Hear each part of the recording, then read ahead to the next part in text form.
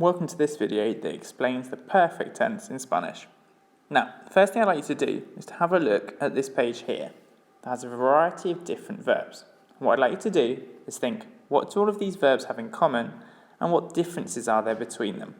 Pause the video now, have a think, and then once you come up with some ideas, press play and we'll go through it. So, what there are here are verbs in 3 different tenses, but they have lots in common. Now, the first thing they have in common is these are all past tenses. So if we look at the 3 different types, we'll see that all of them are looking to describe actions or describe in the past. So if we look like a verb like bebí, fui, tomé, salí, hablé, and comí, we can see all of these verbs with the preterite tense, which describes actions in the past. These ones, salía, compraba, cantaba, iba, are in the imperfect tense, which is used to describe ongoing actions in the past or to describe in the past. Remember that diarrhea triangle.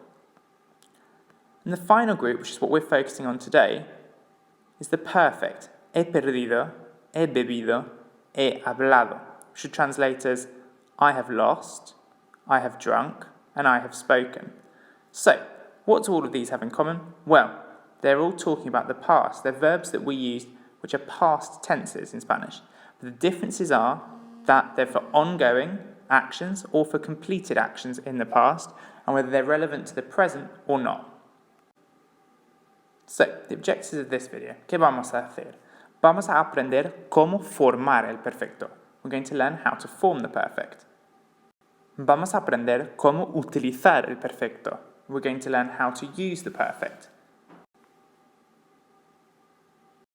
Vamos a practicar el uso. We're going to practice the use of the perfect. So, by the end of the video, we're going to be able to form the perfect tense of regular verbs and use it correctly. So, I'd like us to start by looking at this example of a verb in the perfect tense. He perdido, which means I have lost. And we can see that there are 2 parts, he and perdido. And something really important about the perfect tense, son dos partes inseparables. These are 2 inseparable parts. So the perfect is formed of 2 parts which have to be together. We can't put anything in between them.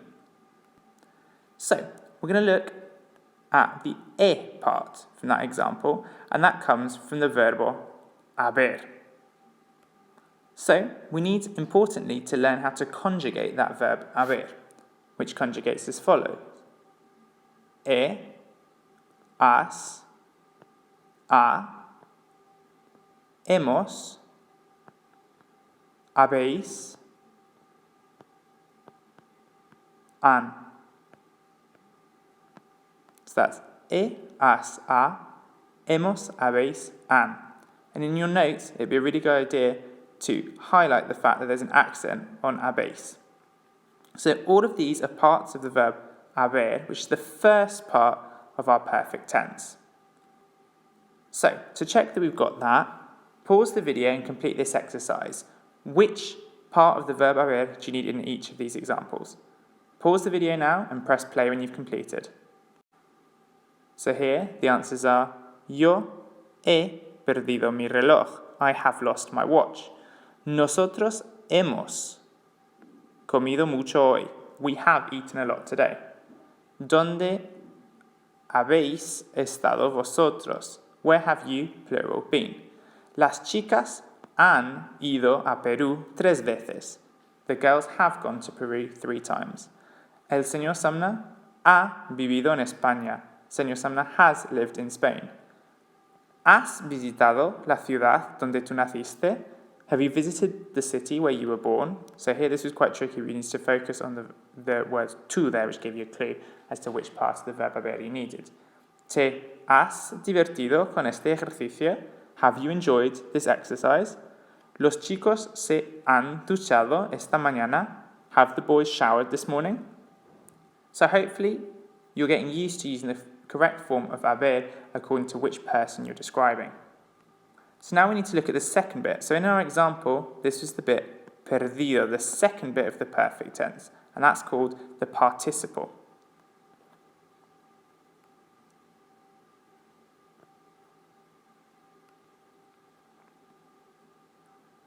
So, the participle here was perdido. We need to think how that would be formed with other regular verbs.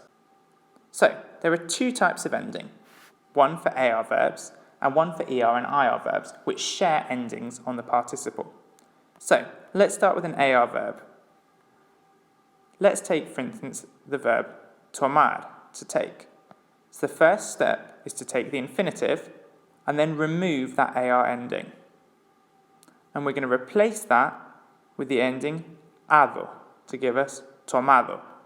So to have another example, if we had the verb empezar, we take off that AR ending and replace it with ado to give us empezado. So there's the participles of AR verbs. Now, for an ER verb, it's the same process. We're going to take the infinitive, chop off the ending, but here the ending is ido, like comido. For an IR verb, like salir, it's exactly the same. We chop off the IR ending and replace it with ido. So we can see that ER and IR verbs have the same endings in the participle. So, pause the video here, see if you could work out the participles of these verbs.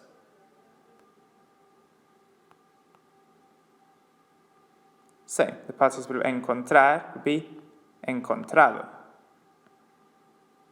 Of dejar, it'd be dejado. Of olvidar, be olvidado. For hablar, it would be hablado. For perder, it's perdido. For salir, it's salido. And for pedir, pedido. Tener, tenido. So, the next step is to put those two parts together. So you're going to take a part of haber, the appropriate part, and then add on the past participle of the verb.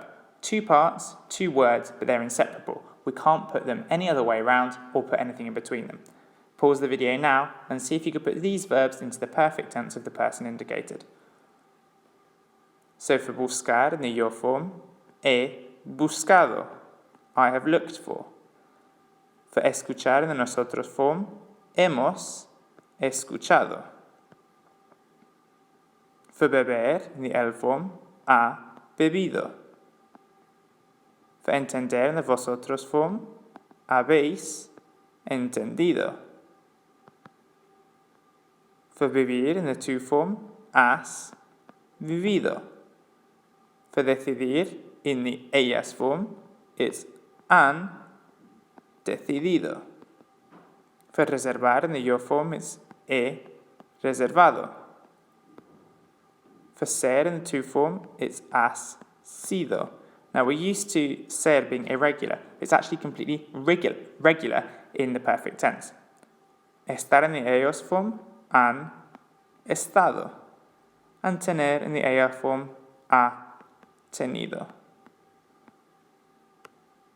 So, you need to remember that there are two parts to the perfect tense in Spanish, and they are inseparable. Dos partes inseparables. So, looking at what we've done today. We've looked at how to form the perfect, we've looked at how it's used, and we've practiced the use. So, key things to remember about the perfect. The translation is to have done something. So, for instance, I have gone, I have eaten, you have danced. There are two parts to the verb, and these bits are inseparable. The first bit is the verb haber in the appropriate form, which has to be conjugated, and the second bit is the participle. And the formation of the participle ends in ado for AR verbs and ends in ido for ER and IR verbs. So these are the key things to remember about the perfect tense in Spanish. Make sure you've got a full set of notes ready to bring to next lesson and ready to complete some exercises.